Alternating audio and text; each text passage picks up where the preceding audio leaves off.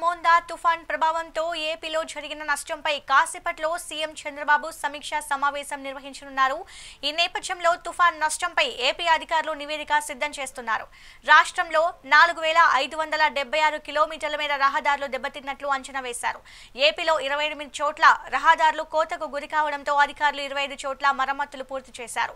ధ్వంసమైన రోడ్ల తాత్కాలిక పునరుద్ధరణకు 272 కోట్ల రూపాయలు అవసరమని అంచనా వేశారు.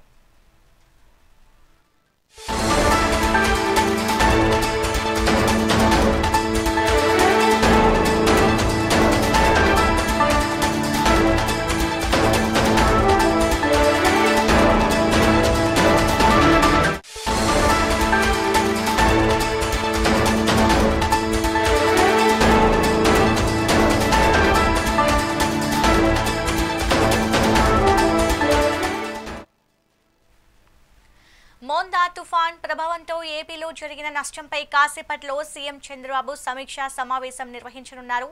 ఈ నేపథ్యంలో తుఫాన్ నష్టంపై ఏపీ అధికారులు నివేదిక సిద్ధం చేస్తున్నారు. రాష్ట్రంలో 4576 కిలోమీటర్ల మేర రహదారులు దెబ్బతిన్నట్లు అంచనా వేశారు. ఏపీలో 28 చోట్ల రహదారులు కోతకు గురి కావడంతో అధికారులు 25 చోట్ల మరమ్మతులు పూర్తి చేశారు. ధ్వంసమైన రోడ్ల తాత్కాలిక పునరుద్ధరణకు 272 కోట్ల రూపాయలు అవసరమని అంచనా వేశారు.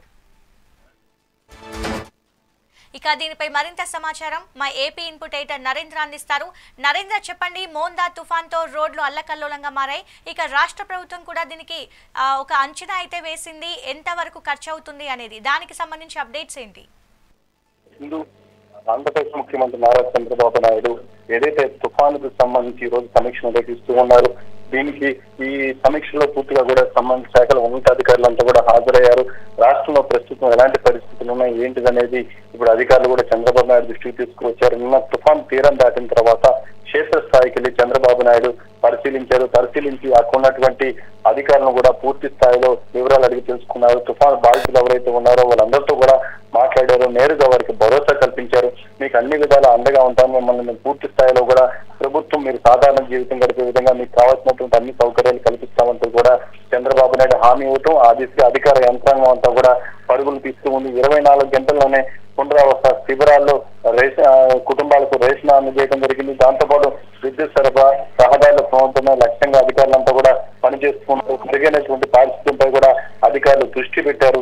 తాగునీరు కలుషితం కాకుండా చూడాల్సినటువంటి బాధ్యత ఉందంటూ కూడా అధికారులు ఆ దిశగా అడుగులు వేస్తున్నారు. తుఫాను మృతులు ఎవరైతే ఉన్నారో వాళ్ళకి 5 లక్షల రూపాయల నష్టపరిహారాన్ని కూడా ఇటు రాష్ట్ర ప్రభుత్వం అందిస్తుంది.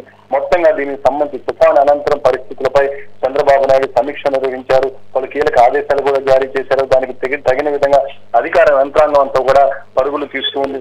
ఆంధ్రప్రదేశ్ లో ఏదైతే ఇప్పుడున్నటువంటి తుఫాన్ బీభత్సం వల్ల ఇబ్బంది పడుతున్నటువంటి ప్రజానికానికి ఊరట కలిగించే విధంగా చంద్రబాబు నాయుడు ఇక్కడ అధికారులతో పని చేపించే విధంగా ముందుకు వెళ్తూ ఉన్నారు. మొత్తంగా కేంద్ర ప్రభుత్వం కూడా ఇటు ఆంధ్రప్రదేశ్ విషయంలో సానుకూలంగా ఉంది కాబట్టి రాష్ట్ర ప్రభుత్వానికి అవసరమైనటువంటి అన్ని రకాల సహాయ శాఖలు అందించేందుకు కూడా కేంద్రాన్ని దృష్టికి తీసుకువెళ్లేందుకు కూడా అధికార యంత్రాంగం దానికి సంబంధించినటువంటి పంటల నష్టాల వివరాలను కూడా సేకరిస్తూ ఉంది. Thank you Narendra.